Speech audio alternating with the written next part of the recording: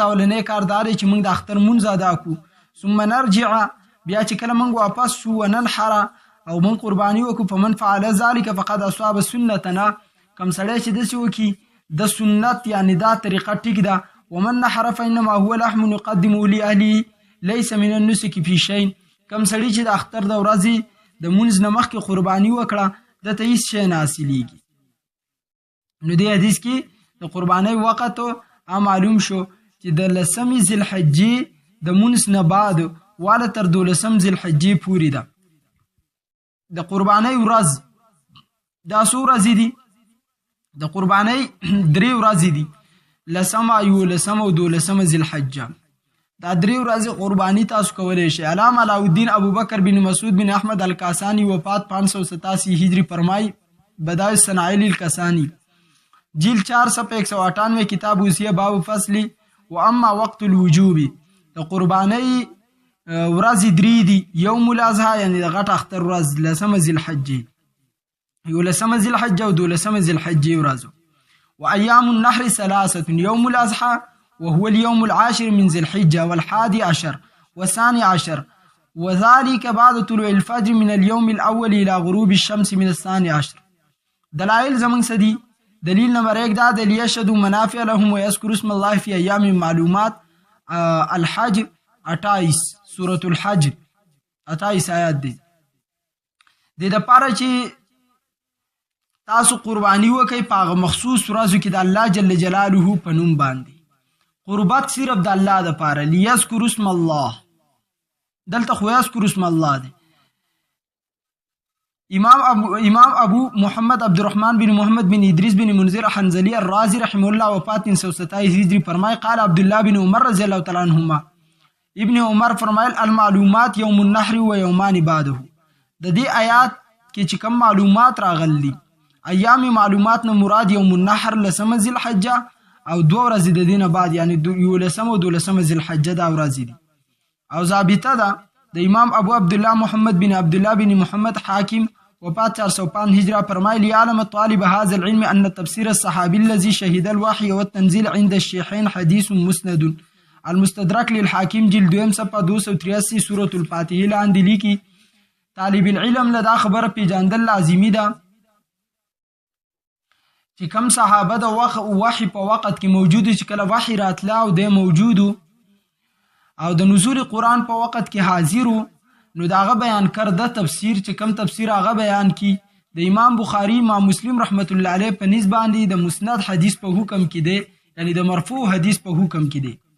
او دویم نمبر دلیل امام ابو عبد الله محمد بن اسماعیل البخاری وفات 256 هجری حدیث نقل کوي په بخاری شریف جلد 2 صفحه 835 باب ما يؤكل من لحوم الأضاحي عن سلمة بن الأكوع رضي الله تعالى عنه قال قال النبي صلى الله عليه وسلم من ضحى منكم فلا يسبحن بعد الثالثة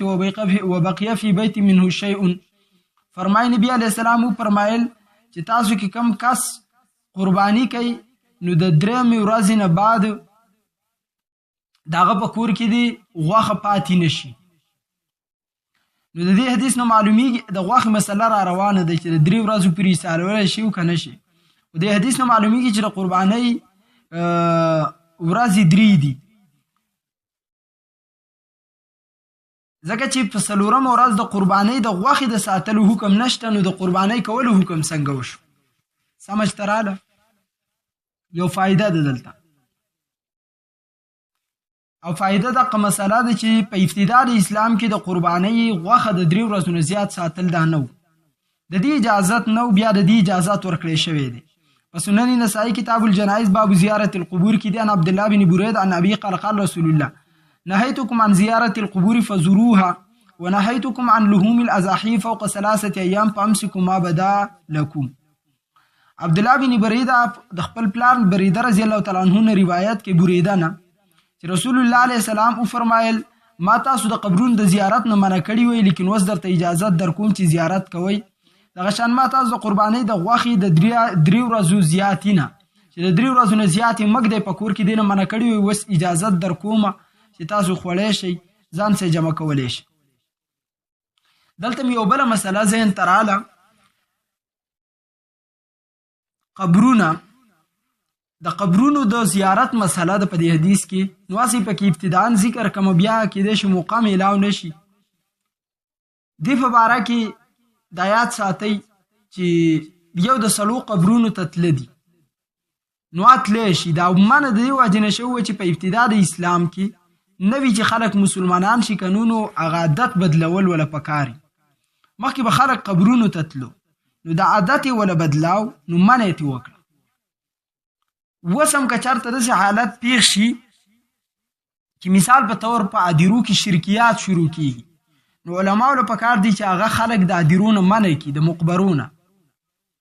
بیا خصوصي طور د ښځو په باره کې نن سبا هم د بعضو علماو په کتابونو کې لاره دا لیکلی شوې ده چې دوی قبرونو ته پرې نه ښودی شي مهمه وجه دا ده چې ښځې قبرونو ته ځي نو هغه هلته هغه عادتونه بیا هم کوي نوحه کوي چغې هلته وایي فریادونه کوي نو داسې قسمه ښځو ته اوس هم د قبرونو د تلو اجازت نشته سپینه مسله ته بیانوم او چې کمې ښځې نه وای نو هغوی ته اجازت شته خو زیات تله نه دي پکار چېرته بعضې نیم ټیم کې دواله تله پکار دی نور کور کې ولا ایصال و ثواب پکار دی نفل کول خیرات پسې کول دا پکار دی او یو بله مسله پکې دا ده چې دا قبرونه د دې زیارتو نو چې زیارت کې نو قبرونه ورانېدل دا پکار دي که نه دي نو قبرونه ورانول پکار دي دا زموږ په دې علاقو کې خلک قبرونه نه ورانوي مقبره یې وباسي یې ایسته ځای هم ونیسي دلته داسې یو مقبرې موږ ته معلومې دي چې په هغې باندې 100 کالونه زیات تیر شوي اور د قبرونو پته نه لګي او بیا هم خلک په هغه ځین نوی قبر نه وباسي او نه هغه ورانوي په کار دا چې دا ځګینه دوباره نوي کړی شي تجدید د دې وکړی شي تجدید د دغه قبرونو کول پکار دي نو دا پکار چې کومو علاقو کې چې مشران پرې راپاسي په څه مسایلو باندې د دې وخت مطابق مثال زه دا ووایم چې سره زر 5.5 لکه روپۍ د هغې قیمت دی نو اوس باچاخیل مولا چې نکاح کوي هسې مثال دله درکمه او په ده 2 تولې وتړي مولاتوب به پرېږدم او که نکاح به کوم 2 پوینټ دي من خلک تپوس کوي که نو یې ده ته وګوره ده اوسه پورې نکاح نه ده کړې بهرحال موږ په دې بنیاد ما نه ده دا وجه نه ده لیکن هسې مثال درته درکوم چې یو غریب سړی دی او د هغه 100,000 روپۍ میاش آمدن دی او دا انسان نکاح کوي نو په 5,500 روپۍ چې دته 2 تولې سونه وتړلی شي 11 لکه روپۍ شو دا به له کم طرفه پوره کوي فکار دا دی چې د کلو خلک راپاسي او هغوی د دې سرو په ځای باندې دا مهر کې خو سره لازم نه دي فرض نه دي یو بل شیز ورکړي 1 لک روپۍ مهر کې دي یو ځمکه په مهر کې شي یو بل شیز په مهر کې شي لازم خو نه ده دا 10,000 ها په هغه ټیم کې مهمې مثال په هلک باندې شک د خلکو نو شک لري کول پکار دي نشهیي دی ټیک نه دی لکه ډېر خلک رښتې وکړي پیسې ته وګوري وایي چې پیسه ده او بیا هلته هلک نشهیي وخیږي بیا پرې وروسته ډېر زیات خفای نو پاکستان کې غالبا د 35 سال نه چې په بره کمې زنانه دي او د هغوی نکاحګانې نه دي شوي دیو 2 کاله مخکې 18 لاک وي نو اوس به کم از کمي دغه 70 لاک ته زنانه ورسېدې چې دا بغیر د نکاح نه پاتې شوې د رسم د وجې نه نو په دې د کلي خلکو له مشرانو له اقدامونه په مشرانو له اوچتول پکار دي سیاسي خلکو له اوچتول پکار دي چې نکاح اسانه شي زنا ګرانه شي نو معاشره به هم بچ شي برکات به هم راشي دا خو مې ته به کاسې ضمني او مسله وکړه چې یو قبرونه د هدیرې نه دي دا کومو باندې چې وختونه ډېر شوي دي دا ورانې کوي او 2 نمبر نکاحګانو کې چې دی نو حتی الوسع کمی وکوي چې هلک ښی تعلیم یافتی دنیایي تعلیم دی دینی تعلیم دی اوس به وایي چې بیا یې ځان یاد کړو الله دې ما د قوم د پیسې نه او د ملامتۍ نه همیشه وساتي صرف دومره وایم چې تا ته پته لري چې دا زما د لور خیال ساتلی شي نو بیا دا لانجې کنجې مه کوه او هغه هلکانو ته وایم چې د کومو څه خلک دا لانجې کنجې کوي په نکاحګانو کې پرېږدئ ورته چې چا راباندې قدرول کول نو د چا هغه مه قدروئ خزي د شګو په مقدار باندې الله به له بل طرف درکي رسم او رواج ته ځان ماچو صفا سیده د سنت مطابق نکاح وکي د سنت مطابق ودونه وکي کتا سو خلکو ته په دې ودونو کې تجربه د ادمنګ ته د نوجوانانو چې موږ ډیر څه خلکو لوکو خلک په دې باندې نه خوشحاليږي کته ډیر څه چالو وکي خلک په دې ستانه نه خوشحاليږي او کته وم نه کې هم خپکیږي کوي کې هم خپکیږي نو په کار دار چاډوي نه کی ولیمه وک سنت د پکې دا ډانس او د اجلاګانو دا ډنګ ډونګا دا 15 ورځې مخکې تروریانې راوستو 10 ورځې مخ وروسته بوتلو غونځاخي کول دا نرمه ګرمه جوړه کولو کینه پاس جوړه کولو ورشراش جوړه کولو زورازو جوړه کولو او پلان کې له جوړه وکا خینی له جوړه وکا اسخر له وکا ډیر رسمونه له دیکا ورکه اډو د خزمه کوي په مخې ورته ورولې ان شاء الله یو نوجوان بم بغیر د نکاح نه پات کیږي مجھ سے رابطه کرو ما ځان په خپل باندې نه کړی خو ان شاء الله تعالی به خجی نه ګور امام ابو جعفر احمد بن محمد بن سلام الطحاوی وفات 321 ہجری روایت نقل کے قال علی رضی اللہ تعالی عنہ النحر ثلاثه ایام احکام القرآن للطحاوی جلد 2 صفحہ 205 ہوتا امام مالک صفحہ 497 کتاب الضحایا علی فرمائے قربانی ورځ درې دي لسمه ذی الحجه او لسمه دولسمه دلیل نمبر 4 امام ابو جعفر احمد بن محمد بن سلام الطحاوی وفات 321 ہجری روایت نقل کے ان عبد الله بن عباس رضی اللہ تعالی عنہما النحر یومان بعد یوم النحر وابذلها یوم النحر بهتر دا چې تاسو د غټ اختر اولنۍ ورځ قرباني وکړئ خو که په دې ونه کوئ نو په دویم او درېیمه باندې قرباني کیږي ټیک ده احکام القرآن الطحاوی جلد 2 صفحه 205 الحدیث حضرات وایي چې قربانۍ ورځې څلور دي لسمه یولسمه دولسمه دیارلسمه ذی الحجه مولوی مبشر احمد ربانی غیر مقلد وایي قربانی کا وقت نماز عید کی بعد شروع ہوتا ہے اور 30 ذی الحجہ کو غروب آفتاب تک رہتا ہے آپ کے مسائل کا حل جلد 4 صفحہ 316 دا دیو موقف دے خدا د عام غیر مقلدین د دیو جید علما چې دی هغه زمونږ سدي په دې مسله کې لکه زبیر علیزی غیر مقلد په خپل لیکي په شمار الحدیث شمار نمبر 44 توضیح الکلام تحت قربانی کی 3 دن ہے نو عام غیر مقلدین پکې د سلور ورځې دي او سبا کې زمنګ سي دي چې جید علما دي په حب تعرض علی حدیث کې لیکي عبدالستار حماد غیر مقلد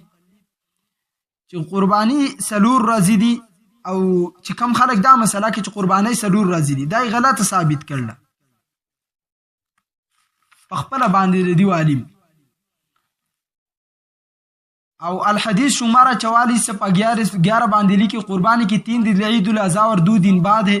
ہمارے تحقیق میں یہی راجح اور امام مالک وغیرہ نے بھی اسی کو ترجیح دی ہے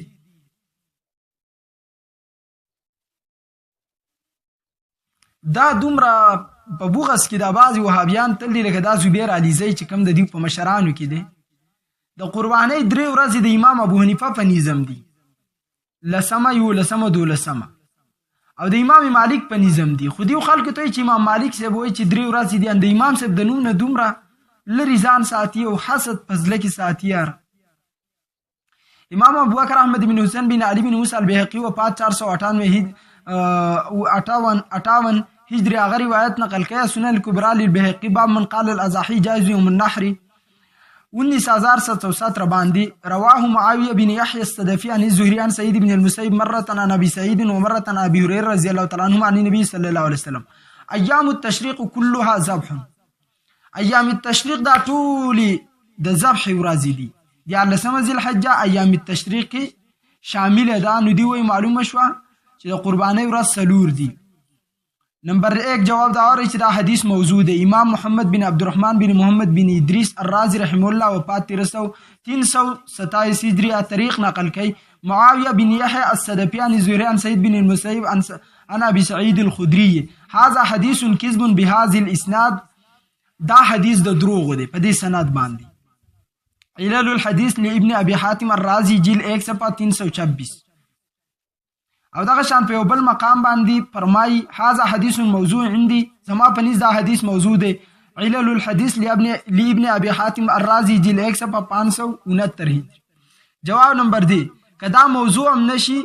نو د دې ضعیف کېدل یقیني دي د دې په سند کې راوی دی معاویه بن یحیی الصدفی او مجروح دی امام یحیی بن معین رحمت الله علیه 233 هجره فرمایي و معاویه بن یحیی الصدفی لا شین یعنی د دې سیاست نشته وي.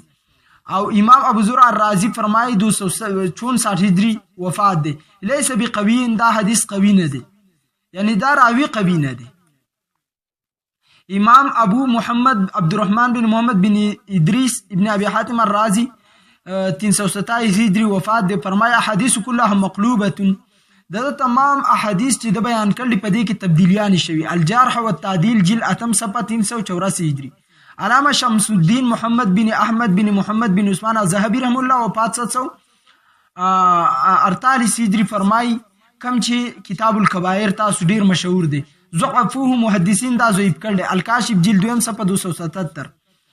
مولوی زبیر علیزی غیر مقلد لکھی ایام التشریق میں زبا والی روایات اپنے تمام سندوں کے ساتھ ضعیف ہے. علی حدیث عالم فتاوی عالمیہ جلد 2 صفحہ 179 ہجری. پیوبل مقام لکھی صحابہ کرام میں سے کسی ایک صحابی سے بھی باسند صحیح حسن ذاتی ثابت نہیں کہ قربانی کے 4 دن ہے. علی حدیث مقالات زبیر علیزی جلد 4 صفحہ 340. جواب نمبر 3 دا روایت موضوع یا کم از کم حد درجه کې ضعیف ده چې د دې مقابل روایات چې پاغي کې چې پکمو کې ایامو کې د خوراک سکاک او د جما ورځ قرار شوی دي هغه روایت ده وایوري ان روایت خل شوی ده خو صرف دومره ماته یاد چې ایام التشریق ایام اکلین و شربین. نبیشا حزلی رضی الله تعالی عنہ فرمایي رسول الله فرمایي ایام التشریق د خوراک او سکاک ورځې دي. دویم عقبه بن عامر رضی الله فرمایي رسول الله فرمایي یوم عرفه و یوم النحر ایام التشریق عید اهل الاسلام وهي ایام اکل و شرب. سنن ترمذی باب ما جاء في کراهیت صوم في ایام التشریق. عقبه بن عامر رضی الله فرمایي رسول الله علیه السلام فرمایل د عرفه په ورځ د قربانۍ په ورځ او د ایام التشریق من اهل اسلام چې دي دا زمنګ اختر ده په دې خوراک او دار خوراک او سکاک ورځې دي. او بشر بن سحیم رضی الله تعالی عنہ د رسول الله روایت کې چې حتبا ایام التشریق بقال لا يدخل الجنه الا نفس مسلمه وان هذه الايام ايام اكل وشرب، یعنی دا ورځې د خوراک او د سکاک دي. سلورم زید بن خالد رضی الله عنه رسول الله امر وکړ رجلا ينادي ايام التشریق على ان هذه الايام ايام اكل وشرب ونکاح. دا ورځې دي د خوراک سکاک او د نکاح، یعنی د غټ اختر په ورځ نکاح کوي ډیره برکتی ده. اتحاف الخير پلارانو ته واروي چې د غټ اختر په ورځ باندې یوازې خوراک سکاک نه دی، حدیث مبارک کې ورسه نکاح لفظ هم راغل دی. نو دا کم روایات د صحیح روایاتو پاغي کې ایام التشریق د خوراک سکاک او د جما ورځې او په کومو روایت د نکاح مراد چې ده هم بستری ده. په کومو روایات کې چې ایام التشریق زبا ورځ راغل دي هغه روایات ضعیف دي. نو د صحیح روایاتو په مقابله کې ضعیف روایات هغې ته ترجیح ورکول دا صحیح نه ده. اشکال دا دی که په 14 ذوالحجه قربانۍ ورځې نو په دې باندې بیا روژه نیوه ولې جایز نه دي؟ روژه په منې سي هغې خو روژه نیوه جایز دي که نه؟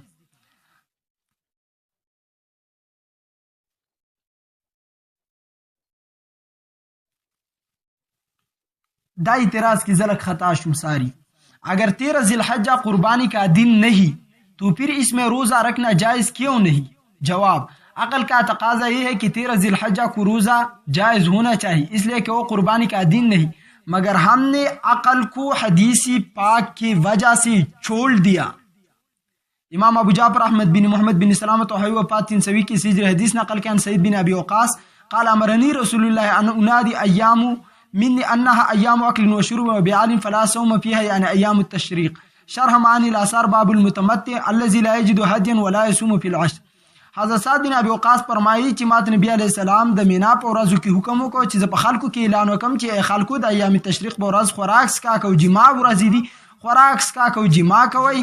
په دې ورځو کې روجي منی سي. نو حدیث دی او طرف ته بل طرف ته عقل دی، من عقل پرې خو د عقل په مقابله کې من حدیث ومنو. اتم نمبر